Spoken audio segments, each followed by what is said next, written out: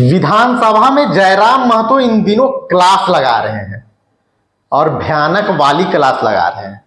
जयराम की क्लास से मंत्रियों के हाथ पैर फूल जा रहे हैं। दरअसल नियोजन नीति को लेकर जयराम महतो पिछले 2 दिनों से विधानसभा में मुखर है, खासकर निजी क्षेत्रों में। निजी क्षेत्रों में सरकार का वादा था कि 75% आरक्षण झारखंड के लोगों को मिलेगा। ठीक है, इस पे न्यायालय ने रोक लगा दी, लेकिन जयराम का सवाल है कि उससे पहले क्या झारखंड के लोगों को 75% आरक्षण का लाभ, नियोजन का लाभ निजी क्षेत्रों में मिला? जयराम ने दूसरा सवाल किया, क्या आउटसोर्सिंग कंपनियों को सरकार निजी कंपनी मानती है? दोनों कंपनी पे बार बार मंत्री जवाब देते रहे। श्रम मंत्री जवाब देने के लिए खड़े हुए, उन्होंने अपना जवाब दिया, लेकिन इससे जयराम महतो संतुष्ट नहीं हुए। तो फिर मंत्री जी का साथ देने के लिए और जयराम के सवाल को समझाने के लिए विधायक प्रदीप यादव उठे। उन्होंने कहा क्योंकि जो कमेटी बनाई गई थी, मैं उस कमेटी में था, तो इसका जवाब ये हो सकता है, या उन्होंने सवाल को विस्तृत रूप से समझाया। जयराम महतो ने फिर सवाल पूछा। जयराम का साथ देने के लिए इस बार हटिया से विधायक नवीन जायसवाल खड़े हो गए। उन्होंने कहा कि सरकार ने जो इतना ढोल बजाया कि निजी क्षेत्रों में झारखंड के लोगों को 75% आरक्षण दिया जा रहा था, वो क्या सही था या सिर्फ वो बातें मीडिया के सामने और किताबी थी? इस पे जब श्रम मंत्री के जवाब से लोग संतुष्ट नहीं हुए, तो मंत्री सुधीर कुमार सोनू उनके समर्थन में खड़े हुए और उन्होंने जवाब दिया। इसके बाद विधानसभा अध्यक्ष ने भी इससे लेकर अपनी बात कही कि इससे पहले भी इस तरह की बातें सामने आ चुकी है। इसके बाद जयराम महतो ने एक त्रुटि पकड़ी कि पिछले बार जब उन्होंने सवाल पूछा था तो उसमें जो आंकड़े दिए गए थे, और इस बार जब मैंने सवाल पूछा तो विभाग की तरफ से जो आंकड़े दिए गए हैं उसमें और कमी आई है, 3 नियुक्ति की कमी आई है। तो क्या विभाग मंत्री जी को गोल गोल घुमा रहा है? या फिर पूरा कन्वर्सेशन सुनिए, देखिए कि जयराम महतो किस तरह से क्लास लगा रहे हैं और उस क्लास का जवाब देने के लिए अन्य मंत्रियों को अपने मंत्री के लिए खड़ा होना पड़ रहा है। गंभीर प्रश्न है और उत्तर में इन्होंने स्पष्ट कह दिया है। क्योंकि मैंने ये प्रश्न मांगा था कि झारखंड के लोग निजी उद्योगों में कितने बहाल हैं, तो इनका उत्तर था, विभाग का जो उत्तर हमें मिला है, जिसमें इन्होंने 2.5 लाख के आसपास बताया कि इनके पे रोल में नामित है, जिनमें मात्र 53,000 झारखंडी हैं। और उसके बाद अध्यक्ष महोदय, सरकार का उत्तर है कि माननीय उच्च न्यायालय ने इस पर रोक लगा दिया है। ठीक है, हम भी मानते हैं माननीय उच्च न्यायालय ने रोक लगाया है दिसंबर के महीने में। तो अगर दिसंबर से पूर्व, यानी आपके पास जो डेटा है, जाहिर सी बात तो दिसंबर से पूर्व है, और अगर दिसंबर से पूर्व का डेटा है अध्यक्ष महोदय, तो इसका मतलब ये स्पष्ट है कि सरकार की लाख प्रयास के बावजूद भी इस नियम का अनुपालन नहीं किया गया है। निजी क्षेत्रों में 75% के आरक्षण को बिल्कुल अनदेखा किया गया है। इसलिए मेरा सीधा सवाल यही होगा कि अगर जिन निजी कंपनियों ने आपके इस नियम का अनुपालन नहीं किया, क्या आप उस पर कार्रवाई करने का पक्ष रखते हैं? माननीय मंत्री जी। अध्यक्ष महोदय, चूंकि उच्च न्यायालय ने इस पे रोक लगा दिया गया है और जो माननीय विधायक जयराम महतो जी का सवाल है, सवाल वाकई में लाजमी है महोदय कि इन्होंने पूर्व की बात किया है। तो महोदय हम जांच करा लेते हैं, अगर इस तरह की कोई बात उसमें आती है महोदय, और माननीय विधायक जी को भी हम सूचना दे देंगे, तो अगर किसी प्रकार की कोई गड़बड़ी होगा महोदय तो उस पर हम कार्रवाई करेंगे महोदय। अध्यक्ष महोदय, मेरा दूसरा पूरक है जो कि महत्वपूर्ण है। माननीय उच्च न्यायालय में चल रहे इस मामले में सरकार की तैयारी क्या है? कहीं ऐसा ना हो 2002 में भी स्थानीय नीति हम लेकर आए थे, उच्च न्यायालय में रोक लगी और सरकार ने से उसके ऊपर के सदन में चुनौती नहीं दिया, जिसका परिणाम आज 25 साल के बाद भी झारखंड का आम जनमानस भुगत रहा है। तो मान के चलिए अगर नकारात्मक निर्णय आता है, उच्च न्यायालय की बात हो रही है इस नियोजन नीति में, अगर मान के चलिए हमारा नकारात्मक उत्तर आता है उच्च न्यायालय के द्वारा, तो उस समय सरकार की तैयारी क्या है और सरकार की कार्य योजना क्या है? सरकार किस प्रकार इस गंभीर विषय से निपटेगी? मैं ये सरकार के माननीय मंत्री से जानना चाहता हूँ। माननीय मंत्री जी। अध्यक्ष महोदय, जब तक न्यायालय से कोई आदेश नहीं आता है महोदय, तब तक हम उस पर कोई निर्णय नहीं ले सकते महोदय।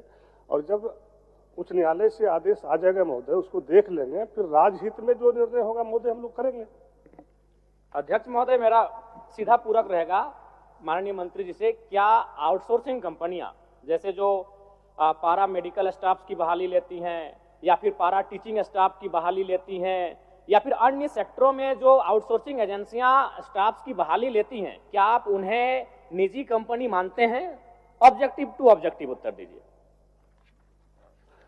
अध्यक्ष महोदय, हमने साफ शब्दों में कहा महोदय कि जब तक उच्च न्यायालय से कोई आदेश पारित नहीं हो जाता महोदय, हम कुछ भी बोलने से जो है इनकार करते हैं महोदय, क्योंकि ये मामला अभी न्यायालय में चल रहा है। जो बातें जयराम मातो जी ने कह रहे हैं ये गंभीर सवाल है महोदय, लेकिन मामला तो उच्च न्यायालय में है। अब किस तरह का आदेश पारित होता है उसके बाद ही ना महोदय हम कोई बात बता सकते हैं। महोदय, इसमें उच्च न्यायालय का तो विषय नहीं होना चाहिए, हम बस इतना पूछे कि जो आउटसोर्सिंग एजेंसियां हैं क्या वो निजी कंपनी के, आपका जो निजी कंपनी का प्रोटोकॉल है उसके दायरे में वो आउटसोर्सिंग एजेंसियां आती है कि नहीं है? इसमें बस मेरा यही सवाल है कि एजेंसियां जो बहाली ले रही हैं वो निजी कंपनी है या नहीं है? एक मिनट। मंत्री जी के सहयोग के लिए कि वह जो नियम है अध्यक्ष महोदय, उसमें यह प्रावधानित है कि 3 वर्ष तक 75% एडजस्टमेंट करना है। यह कानून मात्र 1 साल तक चला, 3 वर्षों तक चलता तो शायद एडजस्टमेंट हो जाता 75% जो माननीय सदस्य कह रहे हैं। और दूसरा, उस कानून में यह भी प्रावधान है अध्यक्ष महोदय कि कोई लोक उपक्रम, सरकारी लोक उपक्रम को अगर आउट सोर्सिंग एजेंसी भी काम करेगी तो वहां भी ये नियम लागू होगा जो माननीय सदस्य जानना चाह रहे, केवल मंत्री जी की सहयोग के लिए। एक मिनट मंत्री जी, एक मिनट आप बोलिए। 1 मिनट मंत्री बैठिए, एक के साथ जवाब दे दीजिएगा। बहुत ही महत्वपूर्ण प्रश्न है पूरे झारखंड के स्थानीय झारखंडी मूलवासी का अध्यक्ष महोदय। माननीय सदस्य जयराम भाई का यही है चिंता कि जो अभी एजेंसी मैन पावर जो रिक्रूट कर रही है सरकार के अधीन, क्या वो एजेंसी को आप निजी कंपनी मानते हैं, हाँ या ना? दूसरा, अगर आप मानते हैं तो उस पर ये 75% यहाँ के मूलवासी, यहाँ के आदिवासी, यहाँ के झारखंडी लोगों को 75% आरक्षण दे रहे हैं कि नहीं दे रहे हैं? नहीं दे रहे हैं तो देंगे कि नहीं देंगे? और तीसरा कि जो आपने ढोल बजाया कि 75% यहाँ के निजी क्षेत्रों में काम करने वाले को, झारखंडियों को नौकरी मिलेगा, हाईकोर्ट में आपने ऐसा पॉलिसी बनाया कि टर्न डाउन हो गया, तो आप ऐसा क्या पॉलिसी बनाएंगे जहां पर झारखंड के नौजवानों को रोजगार में प्राथमिकता 75% मिले? चलिए आप 1 मिनट। माननीय मंत्री को थोड़ा सा सहयोग कर देना चाहते हैं। कारण यह है कि हम और माननीय सदस्य प्रदीप यादव जी समिति के सदस्य थे, जिस समिति ने अध्ययन के उपरांत इस निजी क्षेत्रों में 75% भागीदारी को सुनिश्चित कराया था। 2-3 विषय आए। एक विषय माननीय सदस्य नवीन जायसवाल जी का आया। हरियाणा में इन्हीं की सरकार, मनोहर लाल खट्टर जी की सरकार थी, वहां भी ऑनरेबल हाई कोर्ट ने स्ट्रक डाउन किया इसी 75% आरक्षण के मुद्दे को। दूसरी बात जो चीजें हरियाणा हाई कोर्ट ने हरियाणा के लिए लागू की, ऑनरेबल हाई कोर्ट झारखंड ने झारखंड में लागू किया, प्रक्रियागत है, जो निर्णय आएंगे। दूसरी बात मैं स्पष्ट बड़ा कहना चाहता हूं कि कोई भी कानून रातों रात लागू नहीं हो सकता है। एजेंसीज जो यहां पर आउटसोर्सिंग का काम कर रही थी, उनको इसके रेगुलेशन के लिए, नियमितीकरण के लिए हम लोगों ने 3 वर्ष का एक विंडो दिया था कि जो बाहर के कर्मियों को आपने कार्यरत कर रखा है उनको रिप्लेस करते हुए 40,000 रुपया से नीचे वेतन या भत्ता पाने वाले लोगों में आप झारखंडियों को नियुक्त करेंगे। तो सवाल यह है कि ऑनरेबल हाईकोर्ट के आदेश से पहले कंपनियां इसका अनुपालन कर रही थी और इसको हम लोग अपनी इन्फोर्समेंट एजेंसीज के माध्यम से अनुपालन करा रहे थे। माननीय उच्च न्यायालय का न्यायाधीश जब इन बातों को भी रोकता है तो आउटसोर्सिंग कंपनी में भी इन चीजों को लागू कर पाना संभव नहीं है, क्योंकि यह न्यायाधीश का उल्लंघन होगा। और जहां तक रह गया सवाल आउटसोर्सिंग कंपनियों के निजी होने का और नहीं होने का, तो वास्तव में वो तो निजी कंपनियां हैं ही, लेकिन यह कानून उन पर इसलिए प्रभावी नहीं है कि न्यायाधीश ने हमारे हाथ बांध रखे हैं। मान्यवर। माननीय मंत्री जी, माननीय सदस्य, प्रश्नकर्ता का एक ही सवाल है आपसे। प्रश्नकर्ता चाह रहे हैं जो निजी कंपनी अपना अहर्ता को, निजी कंपनी होने का जो अहर्ता है उसको रखता है या नहीं, यही ना जयराम जी? ठीक, बोलिए। अध्यक्ष महोदय, आउटसोर्सिंग एजेंसी निजी कंपनी मानती है महोदय, और जो बातें 75% का है महोदय, साफ शब्दों में माननीय सदस्य सोनू जी ने, प्रदीप जी ने, नवीन जी ने क्लियर कर दिया महोदय। और इस चीज़ों को जैसे भी हाईकोर्ट का आदेश आता महोदय, अब क्या आदेश आता है उसके बावजूद हम लोग निर्णय लेंगे महोदय। ठीक ठीक। लास्ट हम आप उसके बाद बैठ ही जाएंगे, हम सवाल नहीं करेंगे। कुछ भी साफ साफ नहीं अध्यक्ष महोदय। माननीय मंत्री, 2 मंत्री खड़े होकर हमें संतुष्ट नहीं कर पा रहे। हाईकोर्ट ने ठीक है दिसंबर महीने में रोक लगाया है, हम मान रहे हैं दिसंबर महीने में हाईकोर्ट ने रोक लगाया है, लेकिन आप जो डेटा दे रहे हो 2022 से लेकर 2024 तक का दे रहे हैं, और उस डेटा के अनुसार आप मान रहे हैं अध्यक्ष महोदय, उस डेटा के अनुसार ये मान रहे हैं कि 53,000 झारखंडी वर्कर हैं, 2 लाख गैर झारखंडी हैं। तो कैसे हम अपने आप को संतुष्ट कर पाएंगे? ना हम संतुष्ट हो पा रहे हैं, ना आज इस शस्त्र को घरों में बैठकर जो झारखंडी देख रहे हैं वो युवा संतुष्ट हो पाएंगे।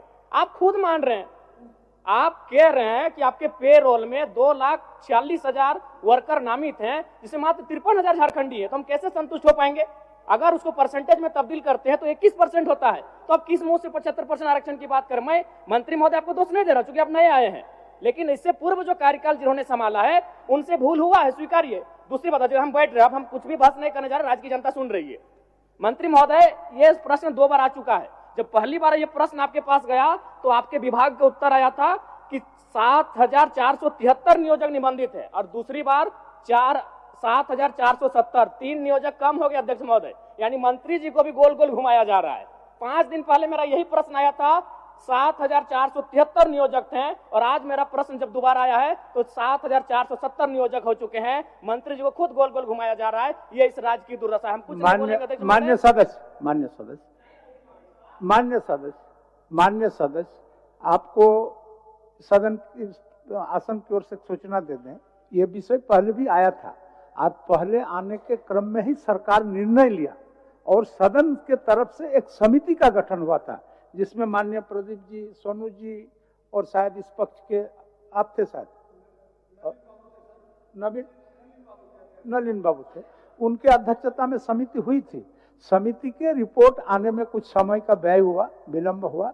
उसके बाद सरकार सचेत हुए, और सरकार सचेत होने के बाद आपने जिस सवाल को आज सदन के अंदर में उठा रहा है उस पर सतर्क हो ही रहे थे। इस बीच न्यायालय का भी हस्तक्षेप हो गया, तो सही बात है, इसको दिखवा लीजिए। चलिए बोलिए। अध्यक्ष महोदय, चूंकि राजहित में और राज्य के प्रति हम लोग सारे लोग चिंतित हैं महोदय, और माननीय सदस्य जयराम मातो जी ने यहाँ के राज्य के हित के लिए बात कर रहा है महोदय, और जो पिछली बातें इन्होंने कह रही महोदय, इसको हम जांच करा लेते हैं महोदय। अगर इस तरह की कोई गड़बड़ी होगा, जिस पदाधिकारी ने इस तरह से किया होगा, गलत रिपोर्ट दिया होगा, तो उस पर कार्रवाई होगा। ठीक।